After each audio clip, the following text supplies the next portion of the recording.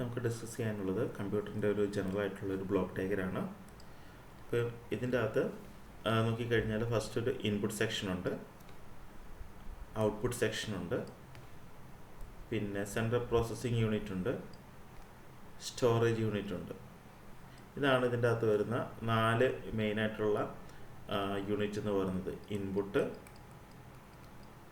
Output, CPU, central processing unit and storage unit. അപ്പം നമുക്ക് process ചെയ്യേണ്ട ഡാറ്റാസ്, ഇതിനെയാണ് നമ്മൾക്ക് എന്ത് വാല്യൂസിനെയാണോ പ്രോസസ്സ് ചെയ്യേണ്ടത് അതിനെയാണ് നമ്മൾ ഡാറ്റ എന്ന് പറയുന്നത്. ആ ഡാറ്റാസ് നമ്മൾ ഡയറക്റ്റായിട്ട് കൊടുക്കുന്നത് ഇൻപുട്ട് യൂണിറ്റിലേക്കാണ്. അപ്പോൾ പല മെത്തേഡ്സിൽ ഇൻപുട്ട് യൂണിറ്റ് ആ ഡാറ്റാസ് ആക്സെപ്റ്റ് ചെയ്യും.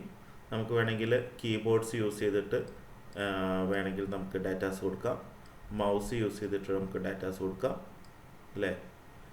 ഇനിയല്ല ഇമേജസ് ആയിട്ട് വേണമെങ്കിൽ നമുക്ക് ഡാറ്റാസ് കൊടുക്കാം. പിന്നെ പല മെത്തേഡ്സിൽ നമുക്ക് ഡാറ്റാസ് കൊടുക്കാൻ പറ്റും. ഇപ്പോൾ ഇൻപുട്ട് യൂണിറ്റാണ് ഡയറക്റ്റായിട്ട് ഈ ഡാറ്റാസിനെ ആക്സെപ്റ്റ് ചെയ്യുക.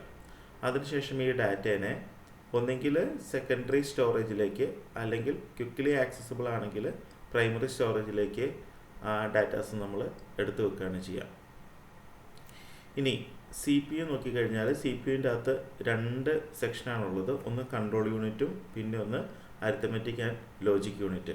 അപ്പോൾ കൺട്രോൾ യൂണിറ്റ് എന്ന് പറഞ്ഞാൽ എല്ലാ യൂണിറ്റിനെയും കൺട്രോൾ ചെയ്യുന്നത് കൺട്രോൾ യൂണിറ്റാണ്.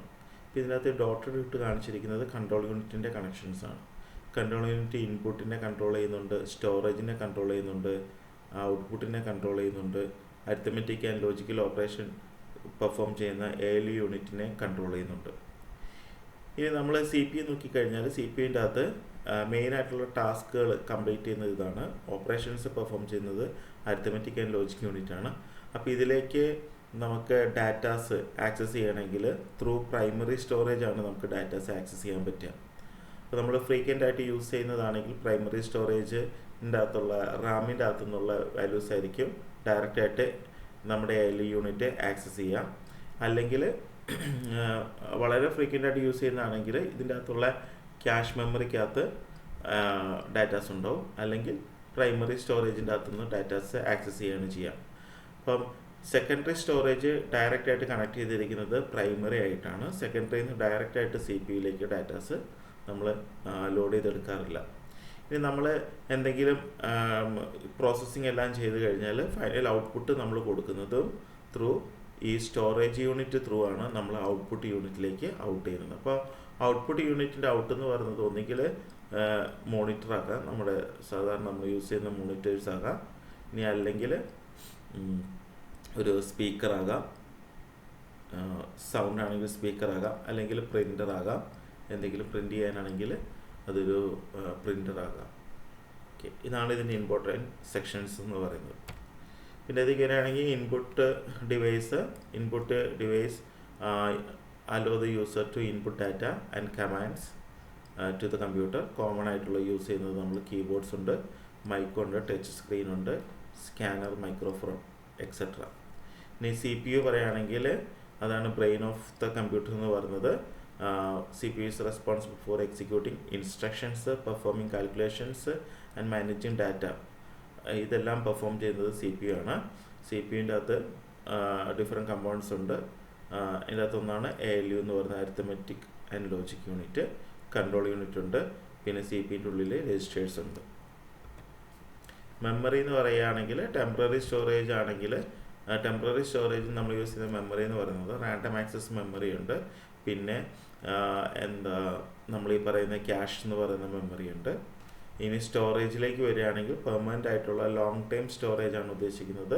അതിൻ്റെ അകത്ത് നമ്മൾ ഹാർഡ് ഡിസ്ക് ഡ്രൈവേഴ്സ് ഉണ്ട്, സോളിഡ് സ്റ്റേറ്റ് ഡ്രൈവേഴ്സ് ഉണ്ട്, പിന്നെ സാധാരണ നമ്മൾ യൂസ് ചെയ്യുന്ന CD DVD ഡ്രൈവ്, പിന്നെ പെൻ ഡ്രൈവുകൾ, ഫ്ലാഷ് ഡ്രൈവ് എന്ന് പറഞ്ഞാൽ USB പെൻ ഡ്രൈവുകളാണ്.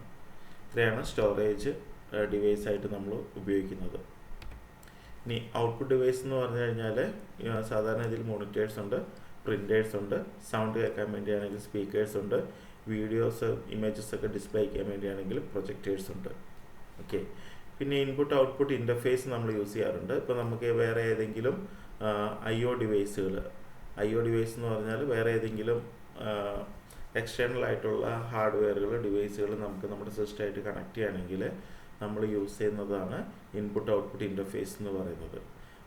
ഈ IO ഇൻ്റർഫേസ് ത്രൂ ആണ് ആ ഡിവൈസും ആ ഡിവൈസിൽ നിന്ന് ഡാറ്റാസ് നമ്മുടെ കമ്പ്യൂട്ടറായിട്ട് ഷെയർ ചെയ്യുക ത്രൂ IO ഇൻ്റർഫേസിൽ കൂടിയാണ്. ഓക്കെ, ഇത്രയാണ് ഇതിൻ്റെ ബ്ലോക്ക് ഡയഗ്രത്തിൻ്റെ അകത്ത് പറയാനുള്ളത്. ഇനി അടുത്ത ടോപ്പിക് എന്ന് പറയുന്നത് ഡാറ്റ പ്രോസസ്സിംഗ് സൈക്കിളാണ്. ഡാറ്റ പ്രോസസ്സിംഗ് സൈക്കിൾ എന്ന് പറഞ്ഞാൽ നമ്മളെങ്ങനെ ആണ് ഒരു ഡാറ്റ പ്രോസസ്സ് ചെയ്ത് ഒരു ഡാറ്റയുടെ ഒരു ഫ്ലോ ആണ് ആക്ച്വലി അതിൻ്റെ അകത്ത് കാണിക്കുന്നത്. ഇപ്പോൾ ഒരു കമ്പ്യൂട്ടറിൻ്റെ അകത്തേക്ക് നമ്മൾ ഡാറ്റ കൊടുക്കുന്നു, ആ ഡാറ്റേനെ എടുക്കുന്നു, അതിനെ പ്രോസസ്സ് ചെയ്യുന്നു, അതിനെ ഔട്ട്പുട്ട് ചെയ്യുന്നു. അതിൻ്റെ ഡിഫറെൻറ്റ് ഫേസസ് ആണ് ഡാറ്റ പ്രോസസ്സിംഗ് സൈക്കിളിൻ്റെ അകത്ത് കാണിക്കുന്നത്.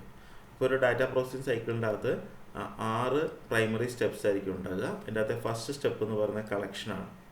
ഇപ്പോൾ ഡാറ്റ പ്രോസസ്സ് ചെയ്യണമെങ്കിൽ നമുക്ക് ആദ്യം എന്ത് വേണം, കുറേ സോഴ്സിൽ നിന്ന് നമുക്ക് ഡിഫറെൻറ്റ് ഡാറ്റാസ് നമ്മൾ കളക്ട് ചെയ്യേണ്ടതായിട്ട് വരും. അതാണ് കളക്ഷൻ എന്ന് പറയുന്ന സൈക്കിളിൻ്റെ അകത്ത് നമ്മൾ കളക്ഷൻ എന്ന് പറയുന്ന സൈക്കിൾ ഇൻഡിക്കേറ്റ് ചെയ്യുന്നത്. ഇനി അടുത്ത പ്രിപ്പറേഷനാണ്. ഇപ്പോൾ നമ്മൾ കുറേ ഡാറ്റാസ് നമ്മൾ കളക്ട് ചെയ്തു. ആ കളക്ട് ചെയ്ത ഡാറ്റാസിൻ്റെ അകത്ത് ചിലപ്പോൾ ഒരേ ഡാറ്റാസ് തന്നെ ഒന്നിൽ കൂടുതൽ തവണ ഉണ്ടാകാം.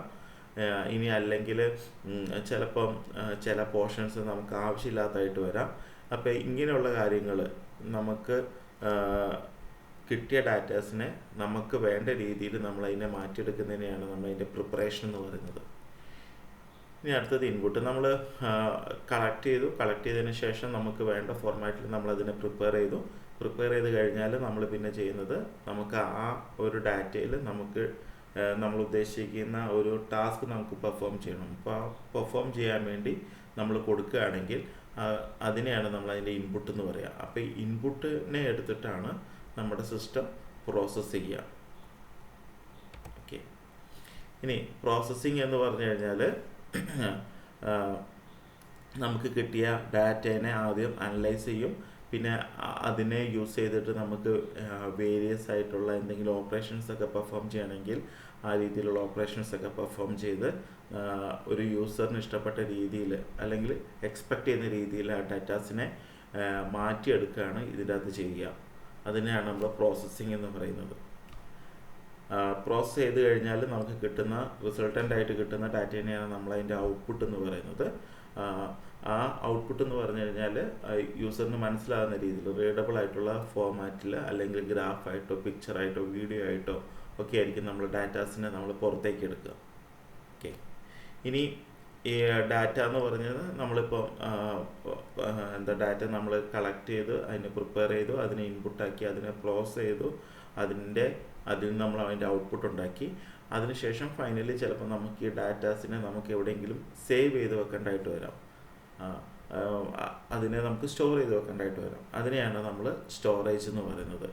അങ്ങനെ നമ്മൾ സ്റ്റോർ ചെയ്ത് വെക്കുകയാണെങ്കിൽ നമുക്ക് എപ്പോൾ വേണമെങ്കിലും അതിനെ ആക്സസ് ചെയ്യാൻ പാകത്തിന് നമുക്കൊരു ലൊക്കേഷനിൽ നമ്മൾ ആ ഡാറ്റാസിനെ നമ്മൾ എടുത്ത് വെക്കുകയാണ് ചെയ്യുക. ഓക്കെ, അതിനെയാണ് നമ്മൾ സ്റ്റോറേജ് എന്ന് പറയുന്നത്. ഇത്രയാണ് ഡാറ്റ പ്രോസസ്സിംഗ് സൈക്കിൾ എന്ന് പറയുന്നത്. Collection, preparation, input, processing, output, storage.